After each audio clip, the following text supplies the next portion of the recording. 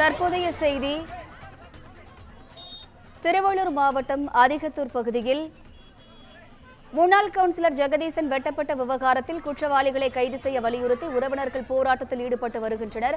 அது தொடர்பான காட்சிகளை தற்போது பார்த்து வருகிறோம். கூடுதல் விவரங்களை செய்தியாளர் சுதாகர் வழங்க கேட்கலாம். வணக்கம் சுதாகர், கூடுதல் விவரங்கள். வணக்கம் வினிதா. மணவாளநகர் அடுத்த அதிகத்தூர் ஊராட்சிக்குட்பட்ட இந்திரா நகர் பகுதியில் வசிக்கும் முன்னாள் வார்டு உறுப்பினர் ஜெகதீசன் என்பவரை 3 நாட்களுக்கு முன்பாக தனது வீட்டின் அருகே நின்று கொண்டிருந்த போது அதே பகுதியை சேர்ந்த முன்னாள் ஊராட்சி மன்ற தலைவர் சரவணன் என்பவருடைய மகன் சேகுவாரா என்பவருக்கும் முன்விரோதம் இருந்து வந்ததாக கூறப்படுகிறது. இதன் காரணமாக ஜெகதீசன் என்பவரை சேகுவாரா அவரது நண்பர்களுடன் வந்து கத்தியால் ஜெகதீசனின் தலையில் பலமாக வெட்டிவிட்டு அங்கிருந்து தப்பி சென்றிருக்கிறார்கள். இதில் படுகாயமடைந்த ஜெகதீசன் திருவள்ளூர் அரசு மருத்துவக் கல்லூரி மருத்துவமனையில் சிகிச்சை பெற்று வந்த நிலையில் 3 நாட்கள் கழித்து மருத்துவர்கள் ஜெகதீசனை டிஸ்சார்ஜ் செய்திருக்கிறார்கள்.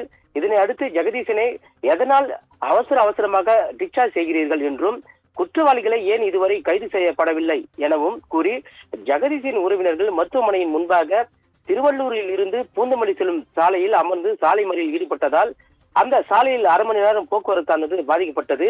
இதனை அடுத்து தகவல் அறிந்து சம்பவ இடத்திற்கு விரைந்து வந்த திருவள்ளூர் நகர போலீசார் சாலை மறியலில் ஈடுபட்டவர்களிடம் போலீசார் பேச்சுவார்த்தையில் ஈடுபட்டனர். அப்போது சாலை மறியலில் ஈடுபட்டவர்கள் புகார் அளித்து 3 நாட்கள் ஆகியும் குற்றவாளியை இதுவரை கைது செய்யாதது ஏன் என்றும் சிகிச்சையில் உள்ளவரை உடனடியாக டிஸ்சார்ஜ் செய்வது ஏன் என்றும் கேள்வி எழுப்பி போலீசாருடன் வாக்குவாதத்தில் ஈடுபட்டதால் அங்கு பரபரப்பை ஏற்படுத்தியது. இதனை அடுத்து பேச்சுவார்த்தையில் உடன்பாடு ஏற்படாததால் தொடர்ந்து சாலை மறியலில் ஈடுபட்டவர்களை போலீசார் குண்டுக்கட்டையாக கைது செய்ததால் அங்கு பதட்டமான சூழ்நிலை ஏற்பட்டது. வினிதா, விவரங்களுக்கு நன்றி சுதாகர்.